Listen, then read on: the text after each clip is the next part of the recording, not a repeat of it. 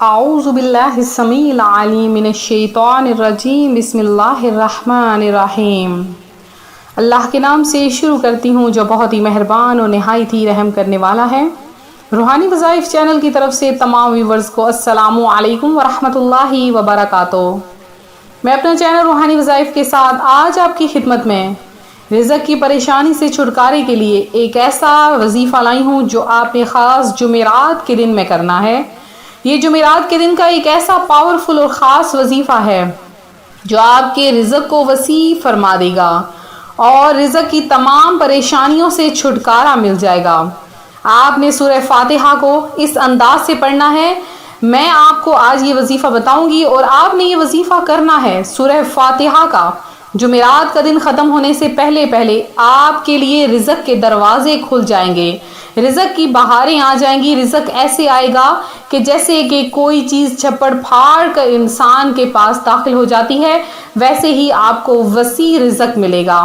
تو میں اپنا وظیفہ شروع کروں گی اس سے پہلے میں اپنے تمام اننے آنے والے ویور سے گزارش کروں گی جو ابھی ہمارے چینل پر نئے آئے ہیں کہ ہمارا چینل روحانی وظائف کو ضرور سبسکرائب کر لیں اور ساتھ دیے بیل آئیکن کا بٹن بھی پریس کریں تاکہ ہر آنے والی نئی ویڈیو سب سے پہلے آپ تک پہنچ سکے۔ سورہ فاتحہ کی بے حد فضیلت ہے۔ اس سورت کا نام سورہ فاتحہ ہے۔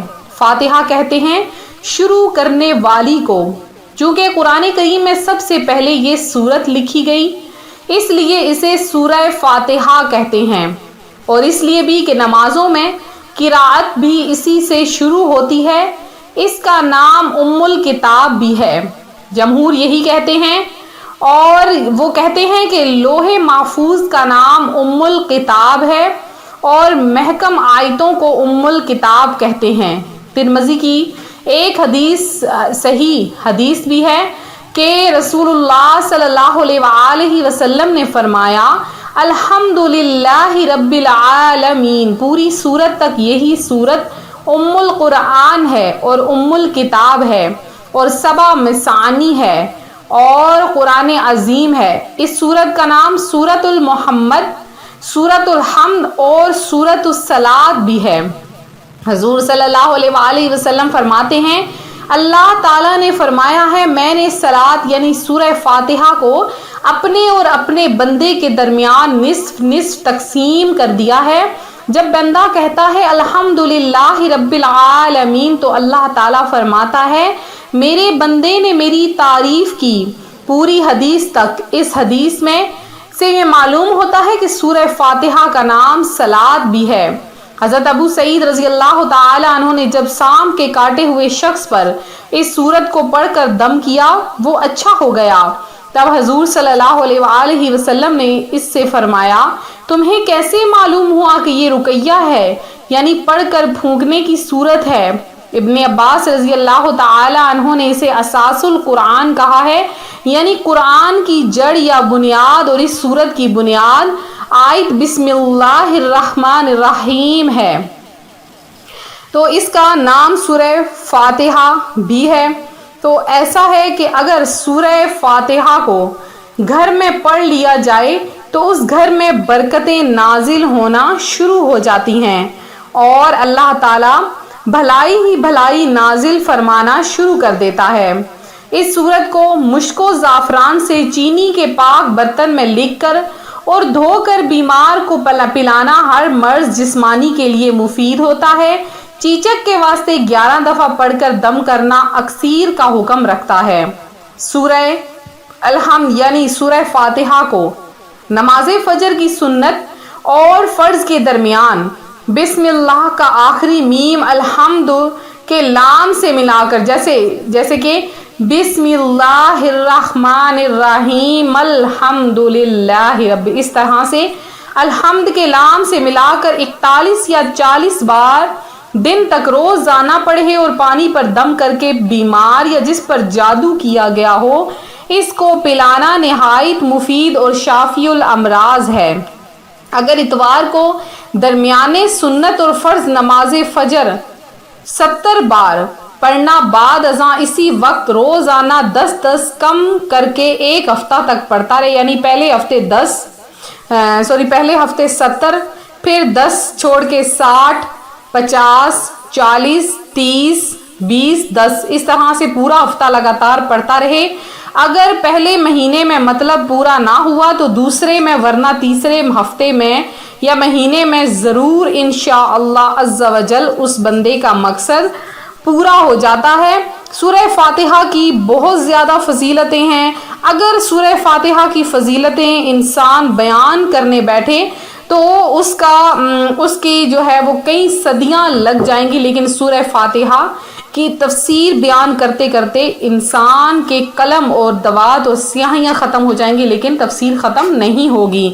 تو جمعرات کا دن ہے، بہت ہی پاورفل مجرب ترین یہ عمل ہے، اور جمعرات کا بہت ہی خاص ترین دن ہے. شوال کا مہینہ ہے، شوال المکرم کی پہلی جمعرات ہے. آپ لوگ یہ ضرور عمل کریں، اور اس دن آپ نے درود پاک کی کثرت کرنی ہے، کیونکہ پیارے آقا صلی اللہ علیہ وآلہ وسلم کا فرمان ہے کہ جو بندہ جمعرات کے دن مجھ پر درود پاک پڑھتا ہے تو فرشتے سونے اور چاندی کے کلموں سے اس کا درود پاک لکھ کر مجھ تک پہنچاتے ہیں. تو آپ لوگ چاہتے ہیں کہ سونے اور چاندی کے کلموں پر لکھ کر اور سونے اور چاندی کے تختوں میں سجا کر آپ کا درود پاک پیش کیا جائے، تو اس کے لیے آپ کو درود پاک صرف اور صرف جمعرات کے دن پڑھنا ہوگا. اور جمعرات کے دن پڑھنے کی فضائل برکات بہت زیادہ ہیں، آپ لوگ ضرور پڑھیں. اور آج جو میں سورہ فاتحہ کا خاص ترین وظیفہ لائی ہوں وہ کیا ہے کہ آپ نے جمعرات کے دن کسی بھی فرض نماز کے بعد صرف 100 مرتبہ سورہ فاتحہ پڑھنی ہے. اول آخر 11 مرتبہ درود پاک پڑھنا ہے. سورہ فاتحہ آپ نے پڑھ کر اللہ تعالیٰ کی بارگاہ میں کم از کم 20 منٹ تک لگاتار دعا مانگنی ہے کہ یا باری تعالیٰ مجھے رزق کی پریشانی سے مجھے چھٹکارا عطا فرما دے، مجھے رزق میں وسعت عطا فرما دے. اللہ کی ذات بہت رحیم ہے، آپ کو اس قدر رزق عطا فرمائے گی کہ آپ کے خزانے جو ہیں وہ بھر جائیں گے رزق سے، دولت سے. ایک بات کہ تہجد کے بعد آپ جب تہجد نماز کا وقت ہوتا ہے، میرے وہ خوش نصیب بہن بھائی جو تہجد گزار ہیں وہ تہجد کے وقت میں 41 مرتبہ سورہ فاتحہ ضرور پڑھ لیا کریں. اس سے یہ ہوتا ہے کہ جس بندے کے رزق میں بہت زیادہ تنگی ہوتی ہے وہ ہمیشہ کے لیے ختم ہو جاتی ہے. اب میرے وہ بہن بھائی جنہوں نے کارڈ کے لیے کہا تھا تو ان کے 2 بہن بھائیوں کا ہم نے کارڈ کروایا ہے. وہ کون سے ہیں؟ ایک راشدہ اختر ہیں، ان کی کارڈ ہوئی ہے.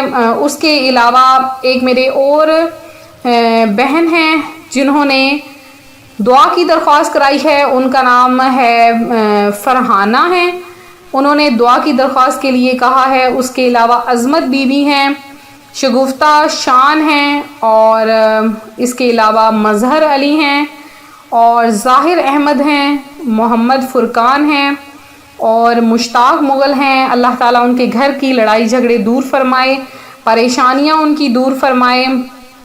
اس کے علاوہ ایک ہیں اکرم خان ہیں، انہوں نے دعا کی درخواست کی ہے. اور ایک اور مائی ہیں، ان کا نام نہیں لکھا ہوا، ان کی بھی کارڈ کی گئی ہے. تو اللہ تعالیٰ سے دعا ہے کہ اللہ تعالیٰ آپ کی مشکلات پریشانیاں حل فرما دے. اور اس کے علاوہ ایک نازیہ قاسم ہیں، ان کی بھی کارڈ کی گئی ہے. اور بھی بہت سے بہن بھائی ہیں جن کے لیے دعا کی درخواست کی گئی. اب سب کا نام لینا جو ہے وہ مشکل ہوتا ہے تھوڑا. ایک اور بہن تھی، ان کا نام نہیں یاد آ رہا، ہاں ان کا نام عظما ہے. عظما انہوں نے بتایا ہے وہ بہت زیادہ پریشان ہیں، ان کی کارڈ کی گئی ہے. تو اللہ تعالیٰ جو ہے وہ آپ کی مشکلات میں آپ کا حامی و ناصر ہو، آپ کی پریشانیاں دور فرمائے، آپ کی مشکلات حل فرمائے، اور دین و دنیا کی کامیابیاں عطا فرمائے. تو اسی طرح سے مزید اپنا نام جو ہے وہ ضرور شامل کریں، اور دعاؤں میں بھی اپنا نام شامل کروائیں. کارڈ کا مطلب یہ ہوتا ہے کہ بندہ جب بہت زیادہ پریشانیوں میں مصیبتوں میں گھرا ہوا ہوتا ہے تو بندہ کارڈ کرواتا ہے. کارڈ سے یہ ہوتا ہے کہ آپ کی بندشیں ختم ہو جائیں گی، آپ پر کوئی جادو ٹونا وغیرہ کیا ہے وہ ختم ہو جائے گا، اگر اولاد کی بندش ہے تو وہ ختم ہو جائے گی، اگر کوئی کسی قسم کا لوگوں نے کوئی کالا جادو وغیرہ کا علم کروایا ہے تو وہ بھی ختم ہو جائے گا.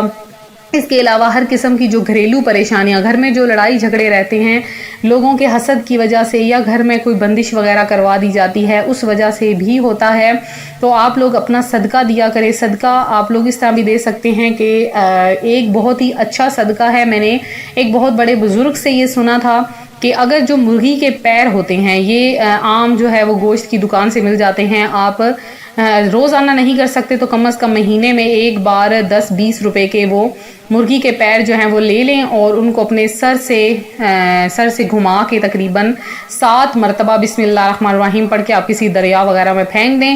اس سے یہ بھی آپ کا بہت اچھا صدقہ ہے جو آپ کی بلائیں مصیبتیں ٹال دے گا۔ تو ملتے ہیں اپنے اگلے وظیفے کے ساتھ، دعاؤں میں یاد رکھیں، اپنا خیال رکھیں، فی امان اللہ۔